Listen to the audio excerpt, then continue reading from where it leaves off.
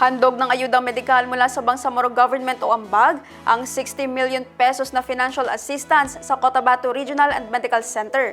Bahagi ito ng patuloy na pinalalakas na serbisyong pangkalusugan ng Bangsamoro Government sa rehiyon sa pamamagitan ng pagbibigay ng tulong pinansyal sa mga ospital. Ang public service story sa report. Isinagawa ang 60 million pesos fund transfer ng ayudang medikal mula sa Bangsamoro Government para sa Cotabato Regional Medical Center o CRMC sa pamamagitan ng Office of the Chief Minister. Pinangunahan ang turnover ni Chief Minister Abdul Rauf Macacua kasama ang mga opisyal ng Ambag program na sina Maud Asnin Pendatun, Saharan Georgiani Silungan at ang Ambag Program Management Office.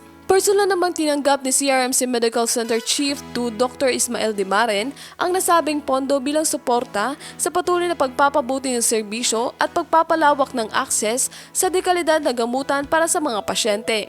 Ayon sa Bangsamoro Government, layunin ng programang Ambag na mas mapalakas pa ang kapasidad ng mga ospital upang matugunan ang pangangailangan ng mas maraming pasyente, lalo na ang mga nangangailangan ng agarang medikal na atensyon. Sa patuloy na suporta sa mga partner hospital, mas maraming Bangsamoro ang nagbibigyan ng mas mabilis at mas maayos sa serbisyong pangkalusugan. Kalinga at serbisyo, ito ang ambag ng Bangsamoro. Criza Chavez, iMinds, Philippines.